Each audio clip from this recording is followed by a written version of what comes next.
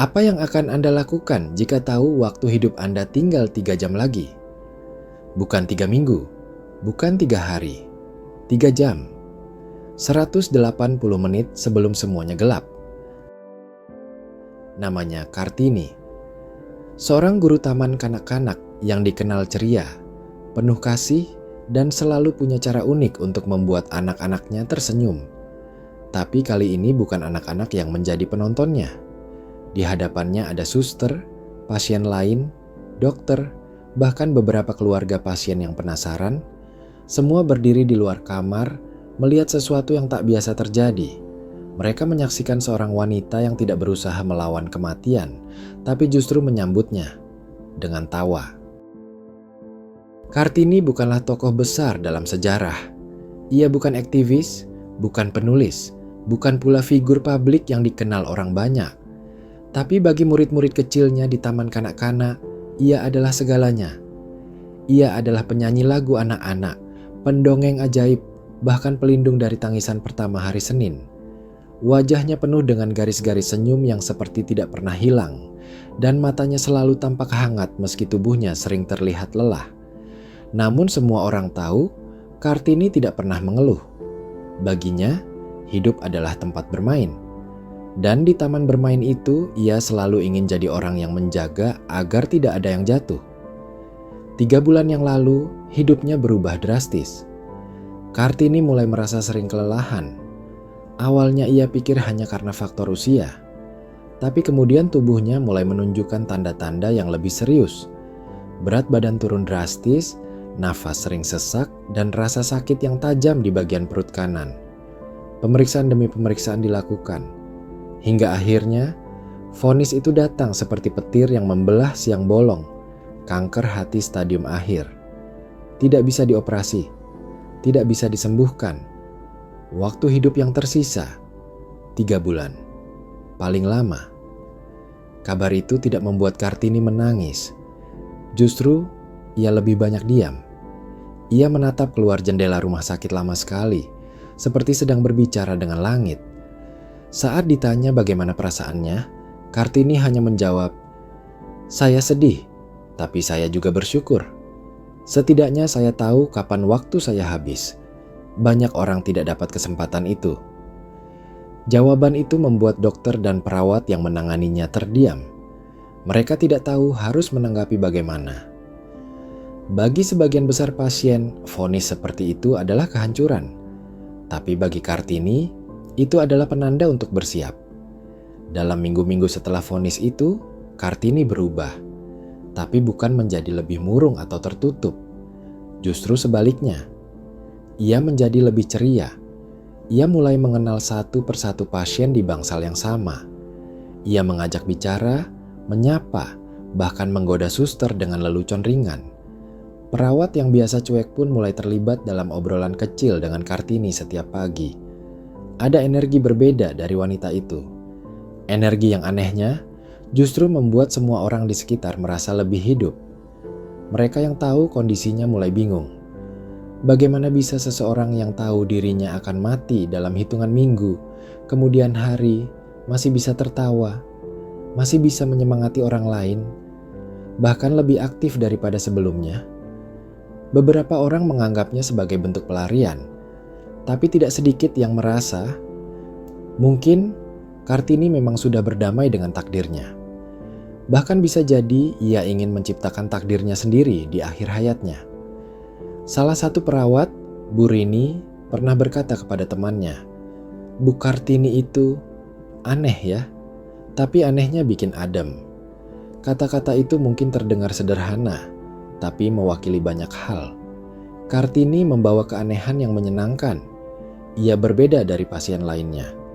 Bukan karena penyakitnya lebih ringan, tapi karena ia memilih untuk tidak dikendalikan oleh rasa takut. Dalam pikirannya, kematian memang pasti, tapi hidup itu pilihan. Dan ia memilih untuk menghidupkan kembali orang lain sebelum ia benar-benar pergi. Hari itu, ketika waktu hanya tersisa 3 jam, Kartini bangun lebih awal.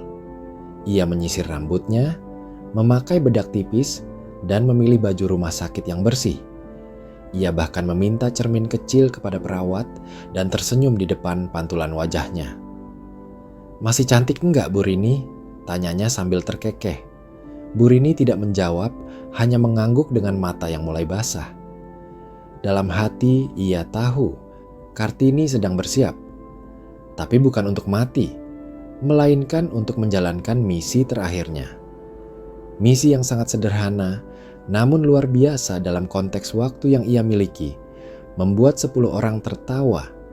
Bukan sekadar tertawa kecil, tapi tawa yang jujur, tawa yang mengalir dari hati. Dan untuk itu, Kartini sudah mencatat nama-namanya. Ada pasien anak, suster, dokter, bahkan satpam rumah sakit. 10 orang yang akan jadi bagian dari sejarah kecil yang akan ia tinggalkan. Dan hari itu, ia memulai misinya dengan langkah pelan, namun pasti, membawa serta semangat yang tak biasa. Semangat untuk hidup, bahkan saat kematian sudah di depan mata. Ruang bangsal tempat Kartini dirawat tidak pernah menjadi tempat yang ramai.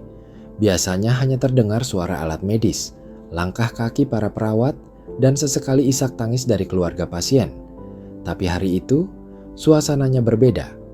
Kartini muncul dari balik pintu kamarnya dengan langkah perlahan, mengenakan baju rumah sakit dan sweater kuning. Wajahnya bersinar, bukan karena sembuh, tapi karena siap. Ia membawa secarik kertas kecil, seperti seorang pemain teater membawa naskahnya. Nama-nama di kertas itu bukan tokoh dalam cerita, melainkan orang-orang nyata yang akan menjadi bagian dari pertunjukan terakhirnya. Ia mendekati pasien anak bernama Lala, gadis kecil berusia 8 tahun yang sudah berminggu-minggu terbaring tanpa senyum. Kartini mendongeng, menirukan suara binatang, membuat wajah-wajah lucu yang membuat Lala tersenyum, lalu tertawa.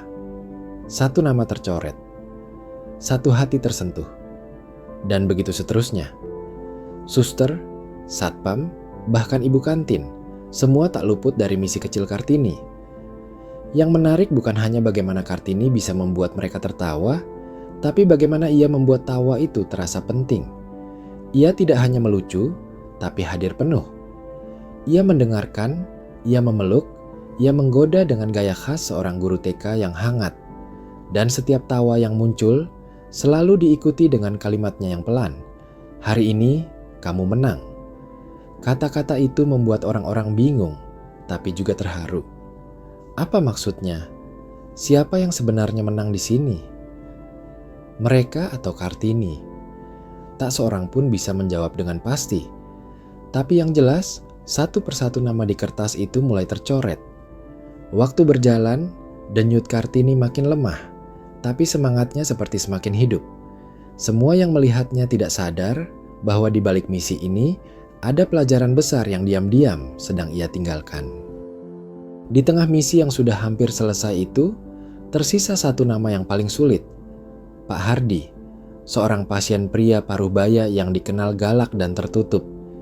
Ia jarang bicara, apalagi tertawa. Bahkan perawat pun selalu menjaga jarak. Tapi bagi Kartini, justru itulah tantangannya. Ia tahu, menyentuh hati yang paling dingin akan menghasilkan tawa yang paling bermakna. Kartini datang ke kamar Pak Hardi tanpa membawa apapun selain cerita. Ia duduk di kursi besi kecil dan mulai bercerita tentang masa-masa lucunya mengajar anak-anak. Tentang anak yang menyebut ayam goreng sebagai dinosaurus kecil, atau murid yang ingin jadi kambing saat besar nanti karena enak tidur di rumput. Suaranya lemah, napasnya mulai berat, tapi ia terus bercerita. Pak Hardi menatapnya lama, diam. Tapi di detik kesekian, pipinya mulai bergerak. Bibirnya tertarik. Ia tertawa. Kecil, pelan, tapi nyata. Kartini menatapnya dan tersenyum. "Selesai," katanya dalam hati. 10 nama, 10 tawa. Misi selesai. Tapi disinilah titik baliknya. Setelah berhasil menyelesaikan daftarnya, Kartini tidak kembali ke kamarnya. Ia malah didorong oleh suster ke aula kecil rumah sakit, tempat biasanya diadakan pertemuan staf. Kali ini, ia minta tempat itu untuk satu hal. Pertunjukan lawakan terakhir. Beberapa perawat, pasien, bahkan dokter yang sedang tidak berjaga hadir.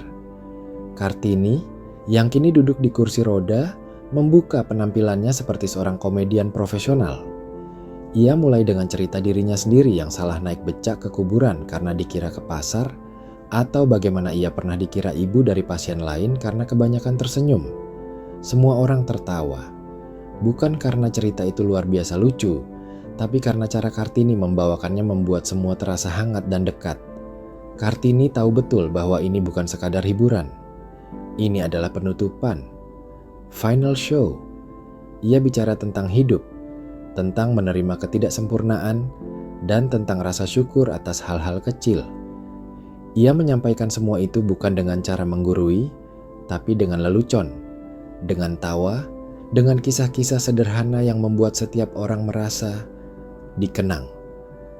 Aula kecil itu berubah menjadi ruang penuh kehidupan, bukan kematian. Kartini tidak memberi pesan perpisahan yang berat, tapi memberi ruang bagi semua orang untuk tersenyum meski tahu mungkin ini terakhir kalinya mereka melihat wanita itu.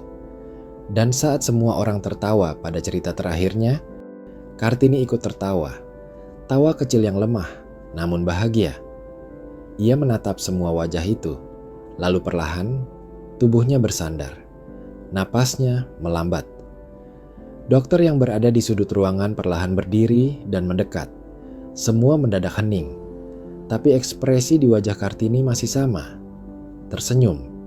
Di tengah keheningan itu, tidak ada tangisan histeris, hanya keheningan yang penuh hormat.